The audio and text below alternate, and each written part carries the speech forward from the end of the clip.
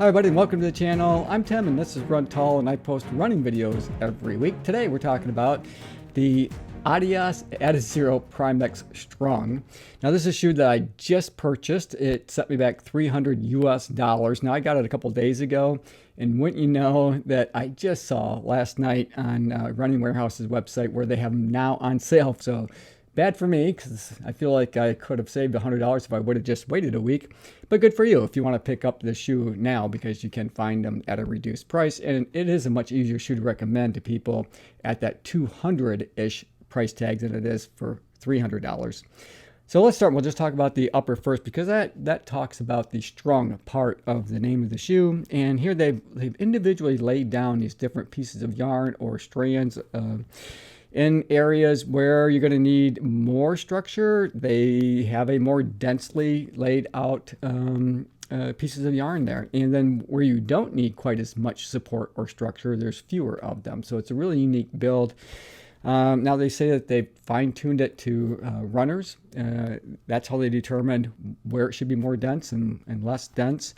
It's a little bit coarse to the touch if you were to just grab a hold of it, so it doesn't feel like maybe initially that you're going to enjoy the fit of these, but that's really not true at all. They did a really good job. It's super easy to get locked down across the midfoot section. I felt like now that was really comfortable. There's room up in the toe box for me to be able to splay my toes, so it works. It's a really comfortable upper. You know, I would like to see them put something like this on maybe the Pro, and maybe they could just call it the Pro Strung, because I'm not a fan of the eyelet chain, especially on these, because I had some pressure points up there. But I'm really enjoying these, and it's been hot here, and these are breathable enough. You're not going to feel air swishing across your feet like you can maybe in some other marathon racing shoes, but they're comfortable enough. And these are a marathon racing shoe, so I guess we should mention that right off the bat. It's a neutral road shoe.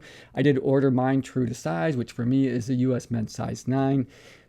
They're relatively lightweight for how big the shoe is. Now, they have a stated weight on Adios's website of 9 ounces for US men's size 9. I put them on my scales. They came in a tad bit heavier at 9.3 ounces, but still pretty lightweight shoe for all that you're getting here. And it is designed to be a marathon racer. And I'll talk more about whether or not I would use these to race a marathon in or not here in a couple of minutes. The eyelet chain, you know, that's a pretty standard eyelet chain. You know, as you can see here, there's nothing fancy, but I prefer that because I had no hot spots. The comfort from the midfoot up through to the toe box is really good. It's really nice. They did a really good job there. The tongue is thin. It is gusseted on one side. So what they did is they sewed it in on the one side of the shoe, and kudos, because that's one of the things that I did not like, or a bit of an annoyance, I guess. That's probably a better term, is the tongue on the Pro 3. And that's because it's not gusseted at all. And I always had to fuss when I was trying to put this on to tuck that tongue in, because it just always wanted to fold in and fold up on itself. And it just took so much more time to get those shoes laced on. Here I just slipped my foot in. I had no issues at all. So while the tongue is essentially the same, basically, in terms of the thickness, it just goes on much easier having the one side gusseted. And I've seen that in other shoes. Hoka's done that in some of their shoe releases this past year or so. So it wasn't that unusual to me. It wasn't like, oh wow, that's weird, because I'd already seen it in other shoes. But I'm glad that they did that. So good change. The Adizero here, that you know, it's kind of a rubber, but it adds a little bit of padding so you don't feel the laces cutting across your foot. And I did have to snug that lace enclosure system up. That's about what it looked like coming off my foot, and that's normal for me. So I would say that, you know, if that's typical for you, for the size that you purchased, for you to have to kind of snug up the midsection there of the lace enclosure system, you're probably going to have to do that here as well. I don't have a particularly wide foot, so I don't take up a ton of volume. So that's pretty much what it looks like to me. But it did a good job. I didn't feel like my feet were slipping down, you know, slipping in the shoe forward at all, especially when I was running downhill. They have a modest amount of padding back here. Didn't work great for me. it's a little bit loose in the heel. Now, yesterday I put 10 miles in these. Today I put 10 miles in them. So I got them on Wednesday, like I said, but I didn't get them early enough on Wednesday to run in them. And so I was pretty excited to run in them on Thursday the next day, so much so that I think I even lost a little bit of sleep, kind of like a kid on Christmas Eve who couldn't wait to open the presents the next day. That's kind of how I thought with these. But it was a little bit loose in the heel, and so rather than going out on a 10-mile run yesterday, I had to chunk it up into 2 pieces where I ran 4 miles, and then I had to come back because I had gotten a blister, and I had to address that. And the way that I did that is I took out the runner's nut, so I wasn't running with that heel lock knot. And then I also used a product called Moleskin, which is kind of like a blister pad that you might put on your ankle, but you can cut it to fit. And that worked really well for me to be able to get out and run an additional 6 miles that day. So today, before the 10-miler that I did, I just was preemptive and put that Moleskin on right away. And again, I didn't run with that heel lock knot, and that seemed to work out okay for me. It was a really comfortable run. So let's talk about the midsole. This is huge. So it's got 49.5 millimeter stack height in the heel, 41 millimeters up in the forefoot for an 8.5 millimeter offset from the heel to the toe. Quite a bit different than what you're going to find here. So while I said these are a marathon racing shoe, it's a non-elite marathon racing shoe, obviously, because 40 millimeters is the max that you can have if you're an elite runner and you're competing for some prize money. But for the rest of us, works fine. 49.5 millimeters, that is a tall stack height.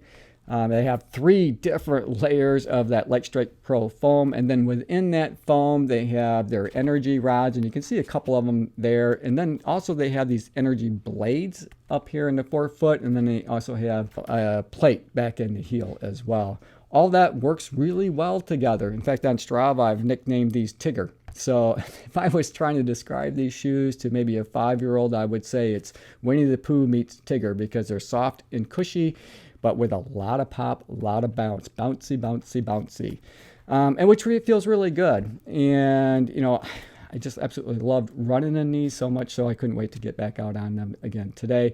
And they feel good at any pace. So even when I was running, really pretty slow paces, I still was able to get that pop and bounce off the toe. And when I wanted to pick up the pace, now when I picked up the pace, they felt a lot like the Adios Pro 3. When I was moving through my gait at what I would consider to be marathon pace. And for me, I'm not a sub 3 marathoner.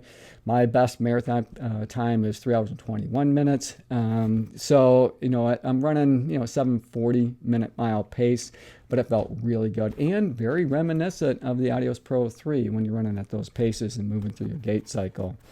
The outsole rubber, it's continental rubber, much like they've used in other racing shoes. I think they did a really good job today.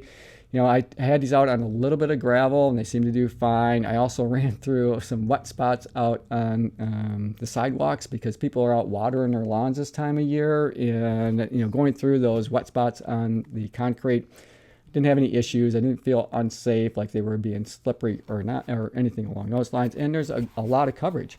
So you can see they've got it from the midfoot all the way up through to where your toe off. They got a couple strips back here in the heel to help protect all of that Light Strike Pro foam. I think this is going to be a really durable shoe, and they better be for $300. I hope to get at least 300 miles on them. So they're a really fun shoe to run in. The best way that I can describe it again is a lot of pop and propulsion off the toe.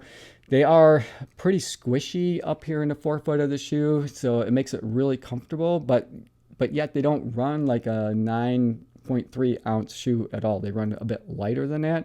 So how I plan to use them in my rotation would be for that long run, or maybe just an easy run. But I think they're going to serve me well on that long run distance. And I've mentioned in other videos that I tend to like to wear the shoe that I'm going to run the marathon in, that I'm training for, on those long run days. It just helps me get more accustomed to them. And there is a bit of a learning curve in running in different shoes. So I think you can learn to run your best times if you have a little bit more time that you spend in these. But I think these could be a really good training companion on those long run days to something like the Adios Pro 3, because I wouldn't pick these up to race a marathon in. Even though they're really comfortable and they're a good marathon racing shoe, if you want to set a personal best, I don't think they're the fastest shoe out there on the market that you can pick up to try to achieve that goal. But if you want to just go out and have some fun and bounce along like Tigger, these are fantastic. And I will definitely get my money's worth and run up the miles on these. But the training slot or the rotation that I'm going to be putting these in will be on those long run, Saturdays or whatever day that I end up choosing to do my long run on in my next training block, because they do feel so much like the Adios Pro 3, which is a real contender, or maybe the 4 if it comes out in time for me to pick up to try it out before marathon race day. I think these are an excellent choice to take out on those long runs. All right, so that is it for today's video. Hope you enjoyed it. I enjoyed making it for you. As always, run tall, run strong, be kind to one another. Thanks for watching. We'll see you next time. Run tall.